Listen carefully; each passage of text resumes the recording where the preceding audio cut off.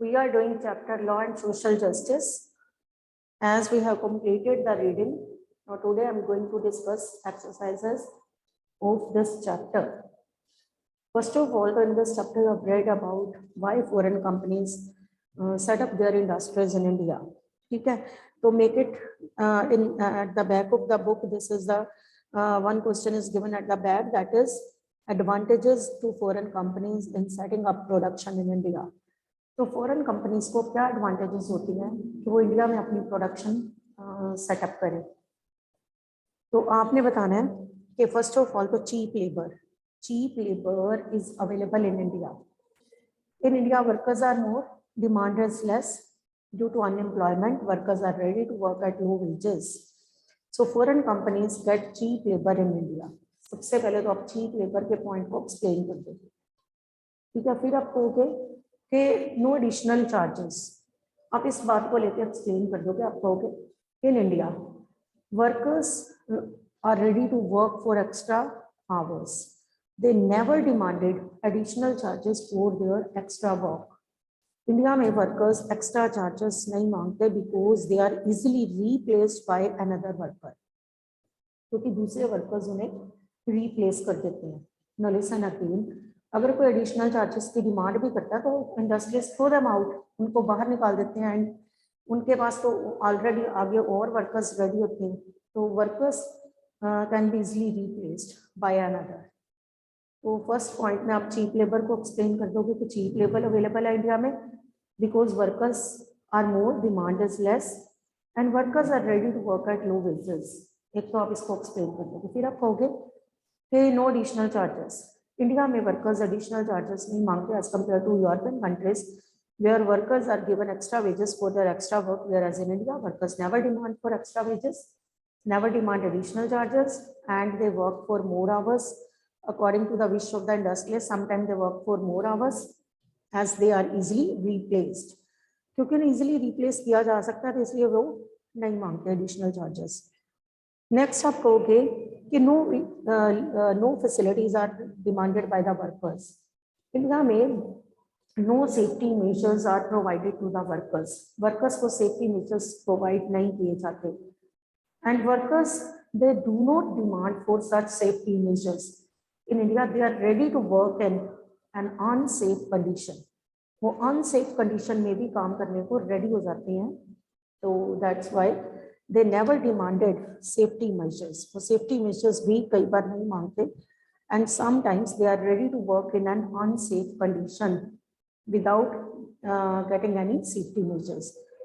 तो इस वजह से फॉरेन कंपनीज जो है उनको एडवांटेजेस होते हैं इंडिया में अपना प्रोडक्शन प्रोग्राम सेटअप करने में, whereas in other countries आप कंपेयर करके भी बता सकते हो कि अब दूसरी कंट्रीज में वर्कर्स जो है वो सेफ्टी मेजर्स भी मांगते हैं, वो वेरियस अदर फैसिलिटीज भी मांगते हैं, extra wages for extra work, no cheap labour, they demanded higher wages, whereas in India there is total exploitation of the workers by the industrialist। तो इस वजह से आप कह सकते हो कि फॉरेन कंपनीज इंडिया में उन्हें एडवांटेजेस होते हैं अपना प्रोडक्शन प्रोग्राम सेटअप करने में। No next is what do we mean when we speak the law enforcement, who is responsible for the enforcement, why is enforcement so important? In this question there are three parts, इस question के 3 parts हैं। First of all तो law enforcement का आपको meaning बताना है, second कौन इसे इंप्लीमेंट करता है, कौन who is responsible for the enforcement, next ये इन्फोर्समेंट इतनी इंपॉर्टेंट क्यों है, ठीक है ना। तो हम कहेंगे law enforcement means to implement the laws, law को इम्प्लीमेंट करना। ये नहीं है कि लॉ बना और वो बुक्स में ही पढ़ा है, ऐसे ही उसे इम्प्लीमेंट भी करना होता है। Law enforcement means to implement the law. अब हु इज रिस्पॉन्सिबल, तो you know it very well, government. In previous chapter have read about public facilities, तो हमने ये तो पढ़ा कि who is providing us public facilities, government, because we are paying taxes to the government, क्योंकि हम लोग गवर्नमेंट को टैक्स पे करते हैं, and in return government is providing us various public facilities। अब लॉ इन्फोर्समेंट के लिए भी कौन रिस्पॉन्सिबल है, government. Who is responsible for the law enforcement, government. Government is responsible for the law enforcement. First of all, the meaning of enforcement आप बताओगे. enforcement means to implementation of the, to implement the laws or to आप कहोगे फिर कि execute the law या implement the law. फिर आप बताओगे who implement, who is responsible. Government is responsible for the implementation of laws. Next, why is enforcement so important? अब ये enforcement important क्यों है? Enforcement is important because it provide protection to the weaker sections of the society from the, आप कह सकते हो कि जो weaker sections है ना, उनको protection मिलती है from the powerful people. Listen again, law enforcement is important. ये इसलिए important है because it provide protection to the weaker sections of the society from the powerful people. एक तो आप ये बता सकते हो powerful people से weaker sections of the society को protection मिलती है. Next आप बता सकते हो it provides protection to the people who are in minorities from the domination of majority. It provides protection to the people who are in minorities from the domination of majority. Minority को majority की domination से भी बचाते हैं. Next आप बता सकते हो it provides protection to the workers also. Workers को एक्सप्लॉयटेशन से भी बचाते हैं. Provides the workers from any kind of exploitation workers so that workers can get fair wages for their work. ठीक है. Listen again, what do you mean by law enforcement? Law enforcement means to implement the law. Who is responsible? Government is responsible for this enforcement of law. Why is enforcement important? Because it protects the weaker sections of the society from the powerful people. Next आप बता सकते हो it protects the protects minorities from the domination of majority. फिर आप बता सकते हो it protects the workers. Workers को बचाती है from any kind of exploitation. It protects the workers from any kind of exploitation and help the workers to get fair wages and help the workers to get fair wages for their work. Next, I think these topics are clear to you. Next is, do you think, listen carefully, do you think the victims of Bhopal gas tragedy got justice? Discuss. क्या आप सोचते हो कि Bhopal gas tragedy वालों को justice मिला? Discuss. You have to write in detail. तो first part का तो आंसर ये है ना, Bhopal gas tragedy, victims of Bhopal gas tragedy didn't get justice. उन्हें तो जस्टिस मिला ही नहीं. The victims of Bhopal gas tragedy didn't get justice. पहले तो आप ये बताओगे. अब आप बताओगे भोपाल में, अब आप इसको एक्सप्लेन करोगे कि भोपाल में ना UC Union Carbide, an American company, established its factory and it didn't give any kind of safety measures to the workers. Listen again.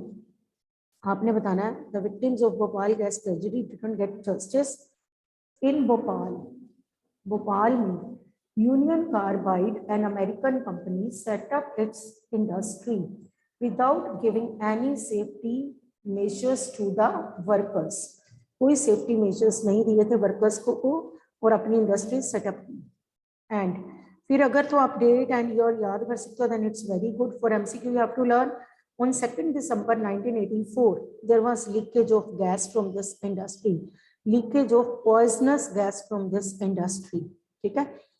2nd December 1984 को इस इंडस्ट्री में से ना poisonous gas leak हुई. There was leakage of poisonous gas from this industry. Near about 8,000 people lost their life and many were maimed. Maimed का मतलब होता है जैसे parts of body किसी के चले जाना, जैसे किसी की leg नहीं रही, किसी की arm नहीं रही, किसी की eyes चली गई due to this ये bad impacts of this gas. तो इस वे से आप बताओगे कि in this tragedy near about 8,000 people lost their life and many were maimed, lost their body parts. Many people lost their body parts and UC refused. UC Union Carbide जो industry थी refused to take any kind of responsibility. उसने कहा कि उसकी कोई responsibility नहीं है इसमें. Our government demanded 3 billion pound compensation for the victims, whereas UC paid only 470 million pound. कहाँ बिलियन में मांगा गया, यूसी ने सिर्फ मिलियंस में दिया. ठीक है, यूसी ने बहुत कम कंपनसेशन दिया. UC paid little compensation for the victims, and UC stopped its operation and left behind, अपने पीछे क्या छोड़ दी, tons of toxic chemicals. UC stopped its operation and left behind tons of toxic chemicals. अब वहां पे जो नई इंडस्ट्री आई ना, Dow chemical, DOW, no need to learn the name, ऐसे बता दो, the new industry that was set up in Bhopal refused to clean up. उसने कहा कि वो उसकी कोई रिस्पॉन्सिबिलिटी नहीं है इस क्लीनिनेस में, refused to take the responsibility for cleanup. So after so many years of this tragedy, still people are demanding for justice. Still आप कह सकते हो कि लोग आज की डेट में भी वहां पे जस्टिस मांग रहे हैं.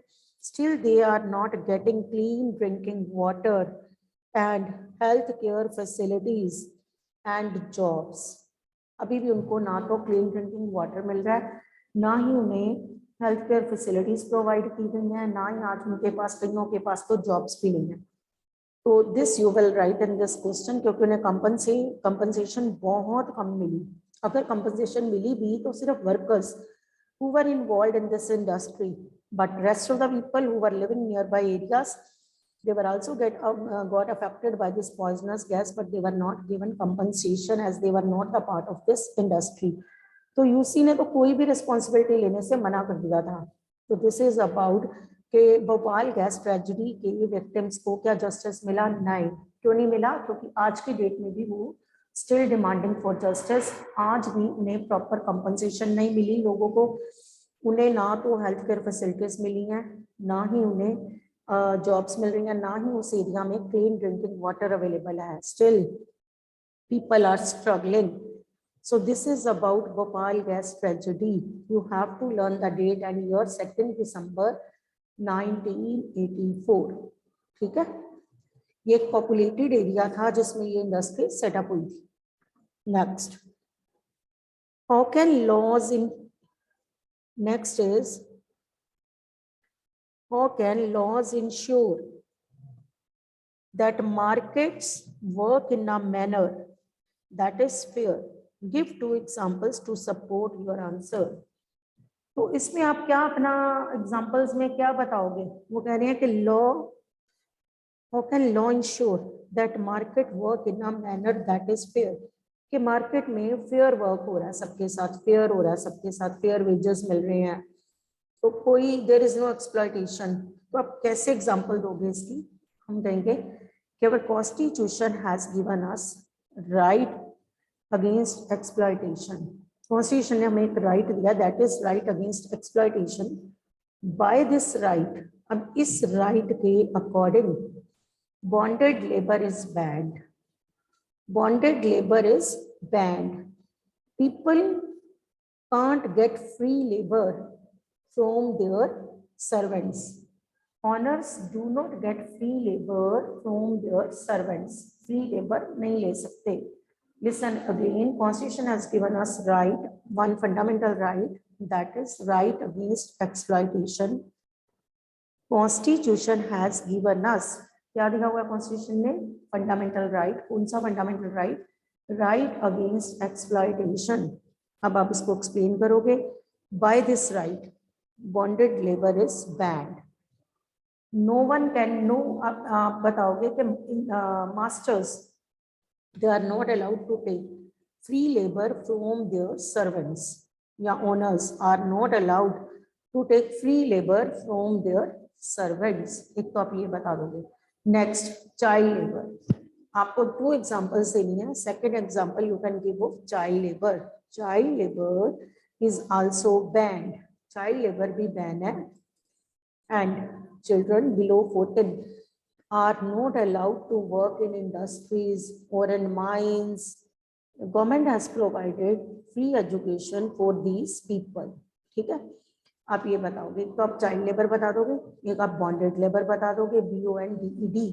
Bonded labour means free labour. आज की डेट में कोई भी ओनर्स अपने सर्वेंट से फ्री लेबर नहीं ले सकते। Next, child labour is also band. Children below 14 can't work in industries or in mines. Government has provided free education for these people. ठीक, एक आप और भी अपने वे से बता सकते हो कि government has full control over black market. अब गवर्नमेंट का जो लोग ब्लैक मनी ऐसा बिजनेस करते हैं, एक्सप्लॉइटेड द वर्कर्स और ब्लैक मनी ब्लैक मार्केटिंग करते हैं, government has full right to punish those people. Government उन लोगों को पनिशमेंट भी देती है।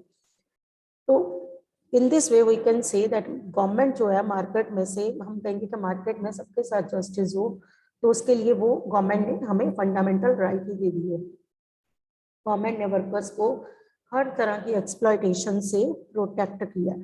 ठीक है, अगर हम बात करें इस चैप्टर में आपने ये भी पढ़ा कि compare the working condition of workers in India and in foreign countries. तो आप बताओगे working and living condition in India are very poor. India में वर्कर्स की वर्किंग एंड लिविंग कंडीशन बहुत पुअर है। फिर आप बताओगे no security of job, workers के लिए कोई सिक्योरिटी नहीं है। They are thrown out of their work during off season. ठीक है, और फिर आप बताओगे they are looking for other kinds of jobs. Unemployment बहुत बढ़ती जा रही है। तो economic condition of workers is very poor, they have to live in slums. ठीक है, they can't fulfil their basic needs, अपनी बेसिक नीड्स भी पूरी नहीं कर पा रहे। दे आर बर्डन्ड विद डेब्ट, उनके ऊपर कर्जे बढ़ी जा रहे हैं वर्कर्स के ऊपर। ठीक है, तो if any mishappening is done in the industry with the worker, for example due to poisonous gas leakage और poisonous gas in UC industry, workers were not given proper compensation. So no safety measures are provided in India to the workers. उनकी safety measures को इतनी importance नहीं दी जाती. Sometimes they have to work more for more hours without giving any extra wages. तो इस वजह से हम कहेंगे इंडिया में वर्कर्स की कंडीशन पुअर है। Whereas in foreign countries, आपने बुक में पढ़ा होगा वेस्ट वर्जीनिया के बारे में। वेस्ट वर्जीनिया अमेरिका में, तो आपने पढ़ा होगा कि वेस्ट वर्जीनिया में वर्कर्स जो हैं उनको proper safety measures are provided. Safety measures are provided by the industries. और फिर आप कहोगे they are given proper wages, they are given additional charges for extra work and evacuation plans are also made by industrialist so that during the time of any mishappening workers can be sent to the safe places. Whereas in India ऐसा evacuation plan कोई नहीं बना होता। कोई भी mishappening होती है तो वर्कर्स को वहीं पे मरने दिया जाता है कई बार। तो जबकि फॉरेन कंट्रीज में इवैक्यूएशन प्लान उन्होंने सेटअप किए होते हैं। अगर कुछ भी ऐसा होता है तो प्री प्लान वो लोग होते हैं, वो लोगों वर्कर्स को दूसरे एरियाज में शिफ्ट कर देते हैं। Whereas अगर ऐसा इंडिया में भी प्लान किया जाता, यूसी अगर इवैक्यूएशन प्लान्स के साथ अपना प्रोजेक्ट सेटअप करती तो हो सकता है Bhopal gas tragedy worst tragedy ना बनती, हो सकता है इतने वर्कर्स ना मरते, इतना लॉस ना होता। But in India no importance is given to the safety measures of the workers. कोई जॉब सिक्योरिटी नहीं है, बेचारे अनसेफ कंडीशन में भी रेडी हो जाते हैं वर्क करने के लिए, बिकॉज वर्कर्स इतने ज़्यादा डिमांड कम है और अनएम्प्लॉयमेंट है। तो इसी कारण वर्कर्स अनसेफ कंडीशन में भी रेडी होते हैं वर्क करने के लिए। एक वर्कर जाता है तो आगे कितने रेडी होते हैं। In India workers are replaced easily by another. तो ये भी एक रीजन है कि इंडिया में वर्कर्स ने नहीं मांगे safety measures and ready to work in an unsafe condition. तो यही रीजन है कि government has taken so many steps. Government has passed minimum wages act in India. Government has passed minimum wages act. Government ने तो अपनी तरफ से minimum wages act पास किया, but there should be proper implementation of those law. ऐसे law की proper implementation होना चाहिए। Government ने पास किया कि no extra work. If industries are taking extra work, then extra wages should be given to the workers. So, but ये follow नहीं हो रहा because there is no proper implementation. तो इम्प्लीमेंटेशन अगर प्रॉपर होगी लॉस की तो वो अपने आप सारा फेयर वर्क होएगा, फेयर मैनर से मार्केट में सबके साथ जस्टिस होएगा, वर्कर्स को कोई भी एक्सप्लॉइट नहीं कर पाएगा अगर ये प्रॉपर इम्प्लीमेंटेशन ऑफ लॉ होती है। लॉ इम्प्लीमेंट कौन करता है? गवर्नमेंट।